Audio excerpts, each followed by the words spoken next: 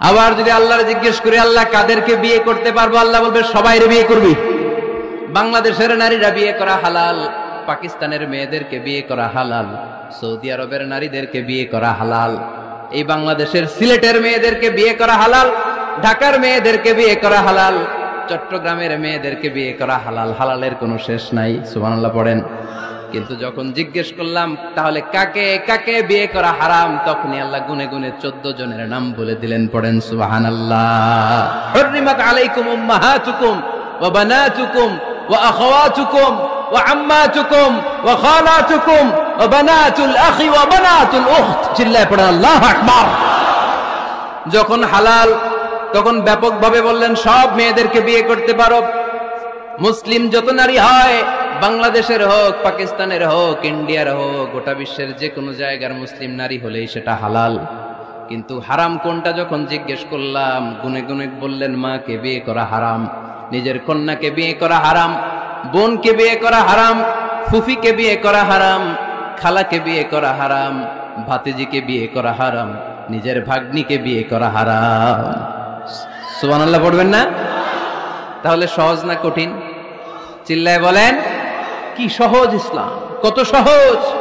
দাঁড়িয়ে নামাজ পড়া ফরজ, দাঁড়াতে পারতেছেন না, বসে পড়লেও কবুল করবে কে? অজু করে নামাজ পড়া কি? পানি নাই, তায়াম্মুম করে নামাজ পড়লে কবুল করবে কে? বিয়েতে মোহরানা দেওয়া কি? মোহরানা নাই। এক সাহাবী বললেন ইয়া রাসূলুল্লাহ বিয়ে করব, মোহরানা আছে? না। কি আছে? তো কিচ্ছু না। তো কিচ্ছু না থাকলে বিয়ে করবা কেমন? মোহরানা দেওয়া লাগবে না? কোরআন পারো? পারি। কয়টা সূরা? এতটা সূরা। এক নারীকে জিজ্ঞেস করলেন কোরআন পারো? বলে না, পারি না। আল্লাহর হাবিব সাল্লাল্লাহু আলাইহি ওয়াসাল্লাম দুইজনকে বিয়ে পড়ায় দিলেন।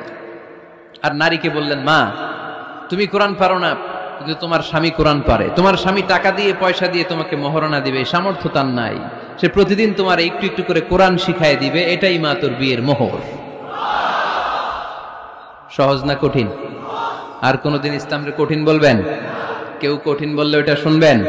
আওয়াজ করে বলতে হবে ইসলাম কি কঠিন না সহজ? মাশাআল্লাহ। দুইটা মূলনীতি বুঝে গেছেন না?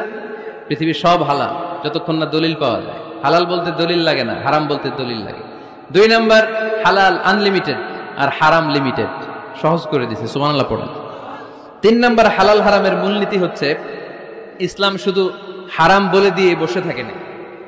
কোন বিষয়ে যদি ইসলাম হারাম ঘোষণা দেয়, ইসলাম একটা অল্টারনেটিভ আমাদেরকে সাজেস্ট করেছে। সুবহানাল্লাহ কোন? আমি বলে দিলাম এটা করা যাবে না, এটা করা যাবে না, এটা করা যাবে না, আমার কাজ শেষ, কি করা যাবে হুজুর এটা কোন? এরকম প্রশ্ন আছে না নাই? হারাম হারাম এই জিকির করে যে আপনি বসে রইলেন, হালাল কোনটা এটা বলে দিয়ে যান, চিল্লায় বলেন ঠিক কি না? ইসলাম শুধু হারাম বলে বসে থাকে নাই, যত জায়গায় ইসলাম হারাম বলেছে, ইসলাম একটা অল্টারনেটিভ সাজেস্ট করেছে। Islam provides us the alternatives, always alternative দিয়েছে। ইসলাম দ্যাটতো ইন কন্টে ঘোষণা দিয়ে আমাদেরকে জানিয়ে দিয়েছে সুদ খাওয়া হালাল না হারাম। আমরা বললাম আল্লাহ সুদ যদি হারাম হয় আমরা কেমন করে আমাদের জীবন চালাবো? আল্লাহ বললেন ওয়া আহাল্লাল্লাহুল বাই'a ওয়া হারামার রিবা। চিন্তা নাই, ভয় নাই, কেমন করে সমাজ চলবে জেনে রাখো। আমি আল্লাহ যখনই সুদকে হারাম করেছি, তার বিপরীতে ব্যবসাকে আমি আল্লাহ তোমাদের জন্য হালাল করে দিয়েছি। অল্টারনেটিভ আছে না নাই? অল্টারনেটিভ মানে বুঝেন তো? বিকল্প। অল্টারনেটিভ মানে কি? বিকল্প। সুদ হারাম, সুদ হারাম বলে বসে থাকলে হয়তো ঝামেলা লাগতো না? সুদকে হারাম করে দিয়ে অল্টারনেটিভ আল্লাহ আমাদের জন্য ব্যবসাকে হালাল করে দিয়েছেন, পড়েন সুবহানাল্লাহ। ইসলাম বলেছে ওয়ালা তাকরাবুজ জিনা, খবরদার বিবাহ বহির্ভূত, গার্লফ্রেন্ড বয়ফ্রেন্ড বলেন, পরকীয়া বলেন, কোন ধরনের শারীরিক সম্পর্ক জায়েজ নাই, এটা হারাম। জিনার কাছেও যেও না। এখন আমরা বললাম আল্লাহ জিনার কাছেও যদি না যাই তাহলে যৌন চাহিদা মিটাবো কি করে? আল্লাহ বললেন জিনাকে হারাম করেছি, অল্টারনেটিভ বিয়ের জায়েজ করে দিয়েছি। আন-নিকাহু মিন সুন্নতি ফামান রাগিবা আন সুন্নতি ফালাইসা মিন্নি। বিয়ে আমার সুন্নাহ, যে আমার সুন্নাতের ভালোবাসে না সে আমার উম্মত হতে পারে না। এজন্য যুবক ভাইরা বিয়ে করবা, কি করবা? বিয়ের চেয়ে কোনো ভালো কাজ পৃথিবীতে হতে পারে? আমরা গার্লফ্রেন্ড বয়ফ্রেন্ড মানি না। আছে নাকি এদিকে কারো? আছে? আছে না? না, এই যে কত বড় সাহস, হাত তোলা আবার যে একটা। এগুলার পুরা দেহটাই কলিজা। আমার সামনে বসে হাত তুলতেছে, আমার আছে, দেখছেন? পুরোটাই কলিজা এগুলোর। না, এই জিএফ বিএফ এগুলোর সাথে আমরা নাই। আমরা বিয়ে করব, বিয়ে করলে বরকত দেয় কে? ছেলের বাপ মেয়ের বাপ সহজ করে দেন, সহজ করে দিবেন। কালিয়ারা না, কালিয়ারার ছেলের বাপ মেয়ের বাপ যারা আছেন সহজ করে দেন। ছেলে যদি মেয়েকে পছন্দ করে, মেয়ে যদি ছেলেকে পছন্দ করে, ছেলে যদি নামাজি হয়, কর্মঠ হয়, মেয়ে যদি ভদ্র হয়, বাদ সাধবেন না, বিয়ে দিয়ে দেন। কারণ বিয়ের চেয়ে ভালো কাজ আর হতে পারে না। এই যে পোলাপনের গলার আওয়াজ বেড়ে গেছে, এখন মা খুশি, এখন আজহারি হুজুর জিন্দাবাদ, এখন আর আমার বিরোধী কেউ নাই এই জায়গায়, সবাই হাত করে ফেলছি আমি, আগেও নাই, মাশাআল্লাহ। তো এই জন্য বিয়েটাকে সহজ করেন। খেয়াল করবেন, যেই সমাজে বিয়ে করা কঠিন ওই সমাজে জিনা করা সহজ, যেই সমাজে জিনা করা কঠিন ওই সমাজে বিয়ে করা সহজ, ঠিক কিনা? পুরো উল্টো। বাংলাদেশে কোনটা করা কঠিন? হ্যাঁ, বিয়ে করা কঠিন।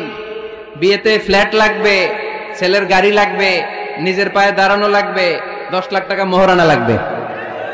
জিনার জন্য কি লাগবে?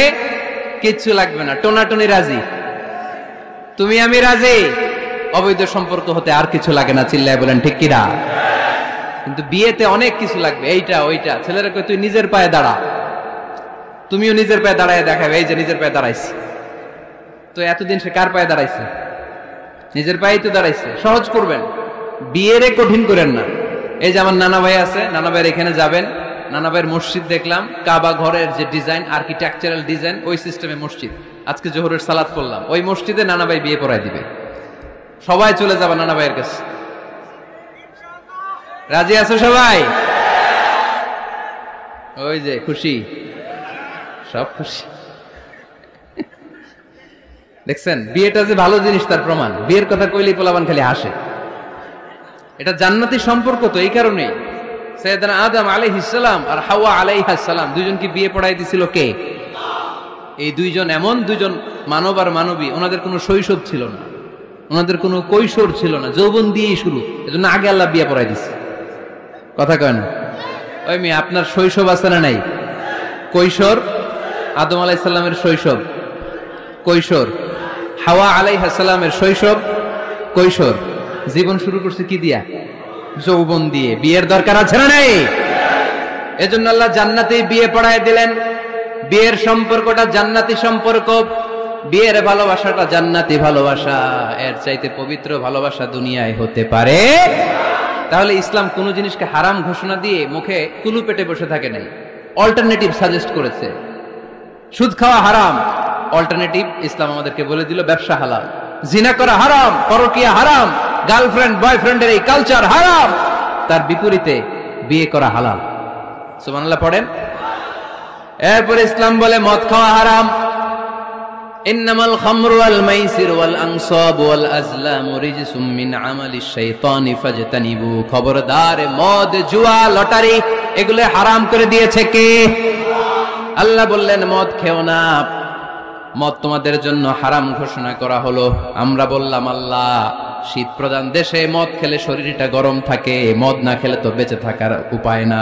স্ক্যান্ডিনেভিয়ান কান্ট্রিগুলোতে, সাইবেরিয়াতে মদ না খেলে ওদের বাঁচার উপায় নাই। এখন অল্টারনেটিভের দরকার আছে না নাই? আল্লাহ বললেন মদকে হারাম করেছি, কিন্তু মধু খাওয়াকে হালাল করে দিয়েছি। মধু খান আপনারা? আজকে খাইছেন কে কে দেখি? আজকে অনেকে খাইছেন? মাশাআল্লাহ, হাত নামান। মধু 5-6 চামচ খেয়ে দেখেন একসাথে। মদের বাবা এটা, চিল্লায় বলেন ঠিক কিনা? শরীর গরম হবে, অনেক অনেক শক্তি হবে। মধুর মধ্যে আছে ফ্রুকটোজ, কি আছে? ফলের মধ্যে আছে সুক্রোজ, আর চিনিতে আছে গ্লুকোজ। ফ্রুকটোজ আর সুক্রোজ এটা স্বাস্থ্যসম্মত, এটা ভেরি হেলদি ডায়েট। এটা খাবেন, তাহলে সুস্থ রাখবে কে? তাহলে সুক্রোজ খাবো, ফ্রুকটোজ খাবো, আর গ্লুকোজ কমাই দিব। রাজি আছেন তো?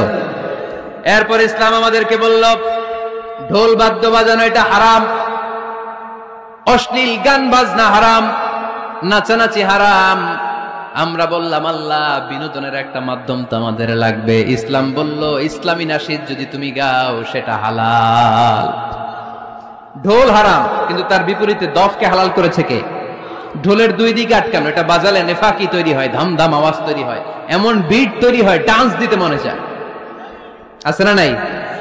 প্রায় মাঝে মাঝে দেখি ওই গায়ে হলুদের অনুষ্ঠানে ইত্যাদি ইত্যাদি অমুক অনুষ্ঠানে বাসার ছাদের উপরে এমন বিটে হেভি মিউজিক্যাল ইনস্ট্রুমেন্ট দিয়ে এমন গান ছাড়ে, পুরো এলাকাটা কাঁপে ওনাদের সাথে। দুম্মা চলে, দুম্মা চলে, খালি কি চলে?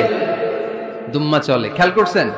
আপনার কাছে যদি বাজায় এই টেবিলটা কাঁপবে, সাথে সাথে আপনার শরীরও কাঁপবে, আপনাকে ক্রেজি বানাবে। ইসলাম বলেছে না, যেটা তোমাকে ক্রেজি বানায়, যেটা তোমাকে অস্থির বানায়, যেটা তোমাকে অশ্লীল বানায়, ওটাকে হারাম করেছে কে? কিন্তু তার বিপরীতে সুস্থ বিনোদন আমাদের জন্য হালাল করে দিয়েছে কে? ঢোল বাজানো হারাম,